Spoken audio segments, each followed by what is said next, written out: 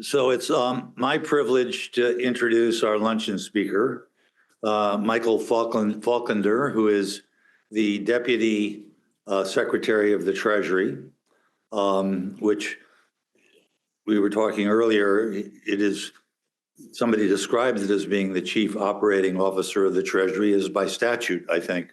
He is the Chief Operating Officer of the Treasury. It is the number 2 job in the Treasury. Used to be the Undersecretary of the Treasury. And nobody could be better equipped than Michael for this job at this time. He's a PhD from Northwestern, professor, the economics professor at the University of Maryland. He's been in the government before. He was Assistant Secretary of the Treasury for Economic Policy in 2019. He negotiated the CARES Act. This was COVID, for those of you who remember that period, and was on point in implementing the Paycheck Protection Program. Now, Michael, there's a little bit going on at Treasury right now, so we are really thankful that he took time from his schedule to come talk to us. He's not in a position to answer questions, so he's going to end up having to leave right after his remarks. But you can send him questions by email and maybe he'll answer them then. So Michael, thank you for joining us. And again, thank you for your service to the country.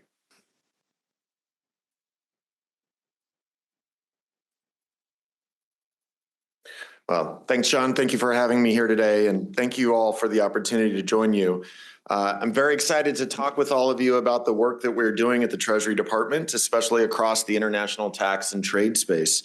As someone who has spent many years in academia, it's good to be back in a familiar environment and at a conference where we discuss new and exciting ideas and research topics. I am a researcher at heart myself, focusing my research is historically focused on factors that companies utilize, the factors behind companies' financial decision-making, such as investment, capital raising, and executive compensation. And as many of you know, I've also done some work on the incentive and disincentives in the tax code related to multinational corporations. My academic background has helped me understand the important role that research plays in forming tax policy. As a career academic, my perspective on public policy was from outside government, documenting outcomes after statutory changes or regulations were implemented. I have firsthand knowledge of what goes into developing and presenting a research paper, so I want to reinforce that the work that this community is doing in the tax space is helping us at Treasury to ensure that we have success for everyday Americans. Your work and the work of the broader tax community is also directly helping inform Treasury's negotiations and the tax provisions of the reconciliation bill that currently resides in the Senate. This legislation is focused on lowering domestic tax rates and increasing incomes for everyday Americans, revitalizing domestic production across a variety of key industries by building robust supply chains, reducing the tax burden that American companies face both at home and abroad, and creating long-term certainty so that our taxpayers can plan well into the future. An important part of the tax provisions in the reconciliation bill are the international provisions, which are largely focused on ensuring U.S. companies and taxpayers are facing a fair international tax system that allows them to grow their businesses, invest their money domestically, and be a key part of our country's growing economic engine. In addition to the impact they have on our taxpayers, these provisions also intersect with a major Treasury priority, which is finding a path forward on the OECD's Inclusive Framework's Global Minimum Tax Regime, also known as Pillar 2. As many of you know, creating stability in the international tax landscape, particularly with respect to the U.S. system and Pillar 2, has been an active and ongoing project for our administration. Our approach to Pillar 2 negotiations has been based on the President's January 20th OECD memorandum and focuses on 2 key principles. First, neutralizing the impact of Pillar 2 in the United States, and second, protecting our tax sovereignty. In practical terms, what we have proposed to the OECD Inclusive Framework countries is a system where U.S. tax rules live side by side with Pillar 2. While we respect the right of other jurisdictions to adopt Pillar 2 as part of their own international tax laws, it is critical to us that our companies are subject only to the longstanding U.S. tax regime, not to the U.S. tax regime and then also the emerging Pillar 2 system. Treasury negotiators have been discussing our proposals with many Pillar 2 implementing jurisdictions since early this year and with all OECD Inclusive Framework countries in April at the Inclusive Framework plenary meeting. We explained our proposal on a technical level with all Inclusive Framework delegates early in May. Creating stability between the U.S. and Pillar 2 systems is crucial, and we have pushed for a political understanding at the highest levels. However, we have also always understood that these issues are complex and that the international tax landscape could change depending on congressional action. So in addition to our engagement with negotiating partners, we have and continue to work closely with Congress to ensure that our negotiations are complementary to the international tax changes that they are considering. To be clear, we understand that Congress has the constitutional authority to write our tax laws and acknowledge that they are the decision maker here. Nonetheless, before turning to the current state of play on Pillar 2, I want to discuss one international tax provision in particular that has had an impact on our work and has involved significant Treasury consultation and with both the House and the Senate. That provision is Section 899, which would increase taxes on countries that implement an under-taxed profits rule, a digital services tax, or other extraterritorial or discriminatory taxes on U.S. persons. Taxes would be increased each year to a maximum rate until the specified tax is removed. Section 899 also contains what's referred to as the superbeat, which is another protective measure against unfair taxes. Congress has described the goals of raising revenue and protecting the U.S. tax base from extraterritorial taxes through Section 899.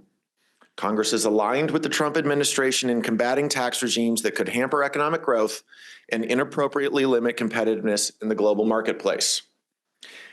You may have seen yesterday that Secretary Besson announced a joint understanding among G7 countries on committing to a side-by-side system between Pillar 2 and our U.S. tax rules.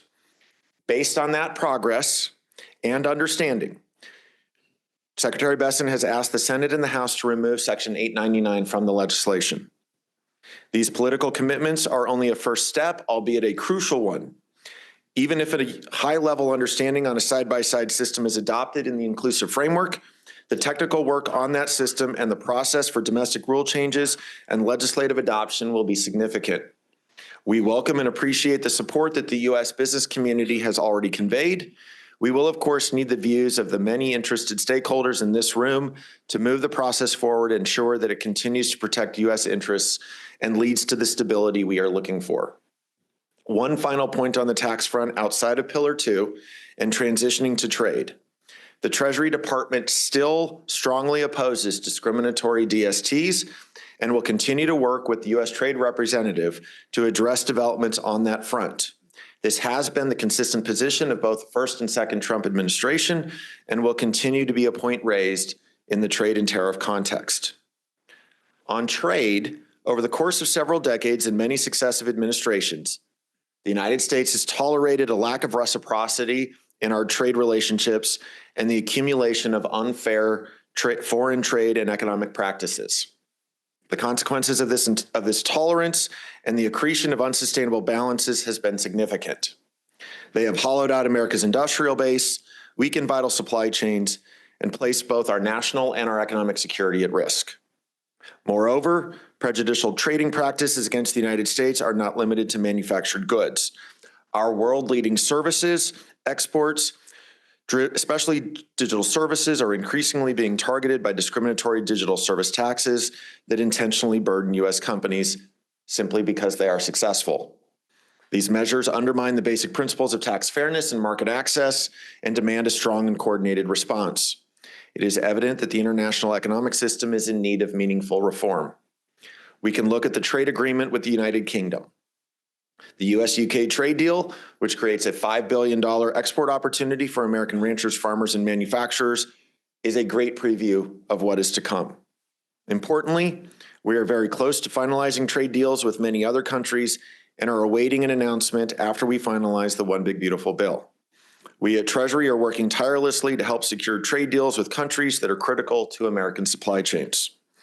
On China, a rebalancing of our economic relationship is possible. Chinese leaders want their economy to focus on more consumption, while we are looking for our economy to focus more on production. These goals can and must be complementary. For example, we foresee that the challenges surrounding rare earth minerals and magnets will be effectively addressed within the framework with our Chinese counterparts.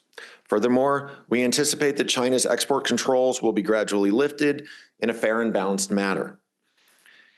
The moment presents China with a rare opportunity to stabilize its economy by transitioning from excessive production towards enhanced domestic consumption. However, for this transition to be successful, it is essential for China to establish itself as a trustworthy and dependable partner in trade negotiations.